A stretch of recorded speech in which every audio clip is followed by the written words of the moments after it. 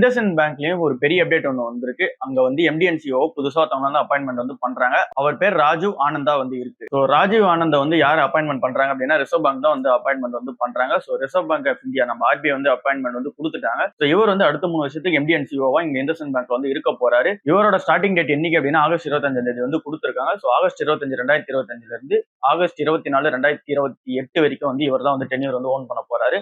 இண்டஸ்இண்ட் பேங்க்ல புது empty and CO வந்து வந்திருக்காரு. இவர் யாரு அப்படின்னா ஏற்கனவே ஆக்சிஸ் பேங்க்ல டெபுட்டி எம்டியா வந்து இருந்தவர். Ex deputy MD of Axis Bank நம்ம சொல்லலாம். அங்க என்ன பண்ணிட்டு இருந்தாரு அப்படின்னா ஹோல்சேல் பேங்கிங் வந்து நெக்ஸ்ட் லெவல் வந்து லீட் பண்ணி எடுத்துட்டு போனாரு. அண்ட் தென் டிஜிட்டல் பேங்கிங் அந்த பேங்கை வந்து digital banking and then digital strategy என்னென்ன பண்ணலாமோ அதை பண்ணி ஓன் பண்ணி எடுத்துட்டு போனாரு. அண்ட் தென் ஆக்சிஸ் அசட் மேனேஜ்மெண்ட்லயுமே வந்து இவர் இருந்தாரு. ஃபவுண்டிங் எம்டியாவும் அண்ட் தென் சிஓவும் இவர் தான் வந்து இருந்தாரு. ஸோ ஆக்சிஸ் அசட் மேனேஜ்மெண்ட்லயுமே வந்து இவர் இருந்திருக்காரு. அண்ட் தென் ஆக்சிஸ் பேங்கோட போர்ட் ஆஃப் மெம்பர்ஸ்லயும் இருந்திருக்காரு. அண்ட் தென் ரீட்டைல் பேங்கிங்குமே வந்து லீட் பண்ணியிருக்காரு.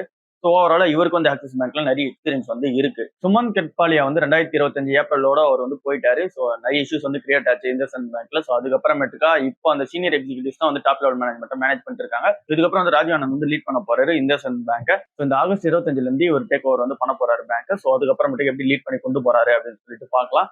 ஸோ இப்பவுமே வந்து இந்த இண்டஸ்இண்ட் பேங்கோட Q1 வந்து சரியில்லை. அண்ட் நிறைய இஷ்யூஸ் வந்து போய்கிட்டே இருக்கு. ஸோ போன மந்த் இந்த மந்த்லாம் வந்து நான் இன்னும் அந்த இண்டஸ்இண்ட் பேங்க் உள்ள வந்து போகல. ஸோ சும்மா வெயிட்டிங்லேயே வந்து இருக்கு. எங்க போயிட போகுது அப்படின்னு சொல்லிட்டு அதுல போகல.